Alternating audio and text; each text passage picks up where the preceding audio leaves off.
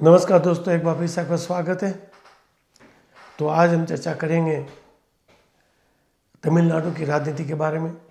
तमिलनाडु की राजनीति मोदी जी के लिए व्यक्तिगत रूप से बहुत ही महत्वपूर्ण राजनीति है। तमिलनाडु को मोदी जी ने बहुत ही ऊंचे लेवल पर रखा है और तमिलनाडु को जीतना चाहते हैं। तमिलनाडु में चाहते हैं कि भारतीय जनता पार्टी का अस्तित्व अच्छा हो, सरकार नहीं भी हो तो भी उसका अस्तित्व अच्छा हो, अच्छा वोट शेयर हो, अच्छी सीटें हो। मगर अभी तक बहुत बड़ा काम नहीं हुआ है, बहुत ज़्यादा हासिल नहीं हुआ है, मगर वोट शेयर अवश्य बढ़ा है। मगर इस बार विधानसभा में के चुनाव में कुछ अलग से होने वाला है। आज हम उसी की चर्चा करेंगे। विजय जोसेफ, आपने नाम सुना होगा, उनकी पिक्चर भी देखी होगी। मैंने उनकी फिल्में देखी है, काफ़ी फिल्में देखी है। तमिल में, अंग्रेजी डब में, हिंदी में डब में, अंग्रेजी सबटाइटल के साथ मैंने हर तरह की उनकी फिल्में देखी और कई फिल्में देखी। और अच्छे कलाकार हैं, मुझे बहुत अच्छे लगते हैं वो कलाकार के रूप में। तो अब वो सुपरस्टार हैं आज की तारीख में तमिलनाडु के, और उन्हें बनना है चीफ मिनिस्टर, यानी सुपर चीफ मिनिस्टर, जिसे उनको तमिलनाडु में हर अभिनेता को लगता है कि जैसे जयललिता और एमजी रामचंद्र और करुणानिधि वो मुख्यमंत्री बन पाए, अपनी सरकार बना पाए, तो हर अभिनेता, हर बड़ा सुपरस्टार सोचता है कि वो भी ये कर पाएगा। पर वो समय अब नहीं रहा कि आप बड़े स्टार हो, सुपरस्टार हो, आके खड़े हो जाओ पार्टी बना के तो आपको जीत मिल जाएगी, आप सरकार बना दोगे। उस समय की बात अलग थी। उस समय कांग्रेस पार्टी थी और कांग्रेस के बाद कोई दूसरा विकल्प नहीं था। उस समय ये द्रमिक का जो पार्टी बनाई करुणानिधि ने, तो एक वैकल्पिक अवसर खड़ा हुआ। उन्होंने विकल्प दिया कांग्रेस का, और उसके बाद अन्ना द्रमुक आई। जब अन्ना द्रमुक आई तो कांग्रेस का सफाई हुआ और बाद में राजनीति डीएमके और अन्ना द्रीम के बीच चलती रही।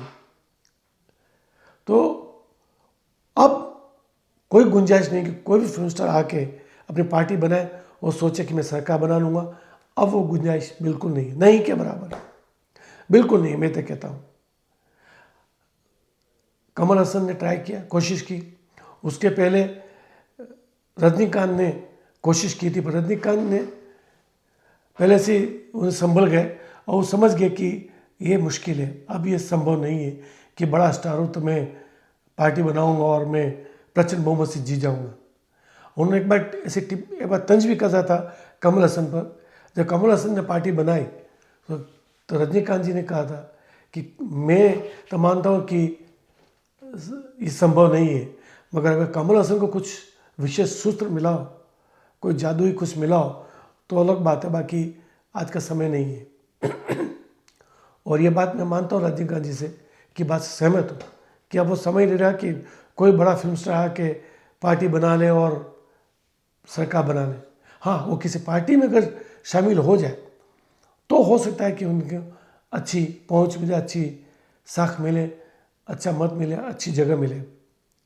मगर वो स्वयं आकर सत्ता मिले उसकी खुद की पार्टी को, ये संभव नहीं है। आपने देखा आंध्र प्रदेश में पवन कल्याण ने भी एक पार्टी बनाई थी, तो स्वयं सरकार पर नहीं आ सके, उन्हें कोई सीट नहीं मिली थी पिछले चुनाव में, इसके पहले के चुनाव में। इस बार विधानसभा चुनाव में उन्हें अच्छी सीट मिली और वो भी चंद्रबाबू नायडू के साथ उन्होंने गठबंधन किया तब। तो ये आज का समय बदल चुका है। तो विजय जोसेफ भी यही चाहते हैं कि मैं पार्टी बना के आए। वो कोशिश कर रहे हैं, जी तोड़ कोशिश कर रहे हैं, सम्मेलन कर रहे हैं, वो तरह तरह की रैलियाँ कर रहे हैं कि ताकि उनकी पहचान एक राजनीतिक नेता के रूप में उभरे और वो डीएम के वो विकल्प बने। वो किसका विकल्प बनना चाहते हैं ये नहीं मालूम। उनकी जो राजनीति है, उनकी जो विचारधारा है, वो डीएमके से मेल खाती है। द्रमुक राजनीति, हिंदी विरोधी राजनीति, हिंदू विरोधी राजनीति, तो ये द्रमुक के साथ मेल खाती है। खासकर स्टालिन और उदयनिधि के साथ मेल खाती है। तो कुछ लोग विशेषज्ञ ये कहते हैं कि अगर विजय जोसेफ की पार्टी सब बिना गठबंधन के चुनाव लड़ेगी तो अन्ना द्रमुक का नुकसान होगा, भारतीय जनता पार्टी का नुकसान होगा। मगर मैं ये नहीं मानता, क्योंकि उनकी विचारधारा की लड़ाई है भारतीय जनता पार्टी और अन्ना द्रमुक से, और वो उनकी जो विचारधारा है वो द्रमुक से मिलती है, डीएमके से मिलती है, और वो सभी सीटों पर चुनाव लड़ेगी। और अगर डीएमके के साथ गठबंधन नहीं करती है तो समझ लो डीएमके का नुकसान होगा, क्योंकि विजय जोसेफ बड़े नेता, बड़े कलाकार हैं, बड़े स्टार हैं, तो कुछ न कुछ तो वोट शेयर ले ही जाएंगे, और जो वोट शेयर वो ले जाएंगे वो हो ना हो डीएमके के वोट शेयर में से उसको वोट शेयर मिलेगा, और डीएमके का शेयर खाकर वोट शेयर पाएंगे। तो वो जो जितना डीएमके का नुकसान होगा उतना भारतीय जनता पार्टी और अन्ना द्रमुक की पार्टी को, उनके गठबंधन को लाभ होगा। तो विजय जोसेफ के आने से, मैदान में आने से अगर नुकसान होगा किसी का तो डीएमके का ही होगा, अन्ना द्रमुक और बीजेपी का बिल्कुल नहीं होगा। उल्टा विजय जोसेफ का अच्छे मत पाना अगर ये होता है तो बीजेपी और अन्ना द्रमुक की सरकार बनने के अवसर बहुत हैं, बहुत अच्छे अवसर हैं। इसे देख रहे हैं कि तमिलनाडु के आने वाले चुनाव में क्या होता है और किस तरह से विजय जोसेफ अपनी राजनीति खेलता है, क्योंकि उसके सामने जो है धुरंधर अन्ना दुराई, वो भाजपा के बड़े नेता के रूप में उभरे और विजय जोसेफ उनके सामने शून्य के बराबर है राजनीति में। तो टक्कर बड़ी होगी, अच्छी टक्कर होगी।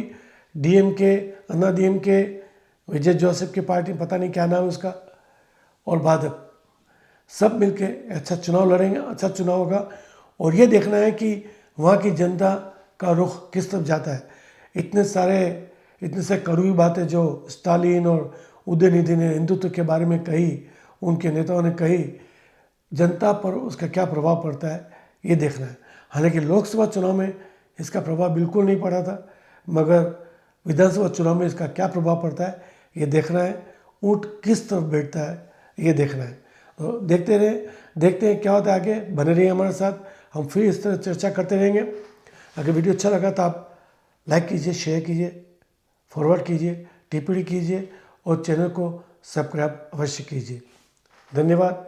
जय भारत, वंदे मातरम।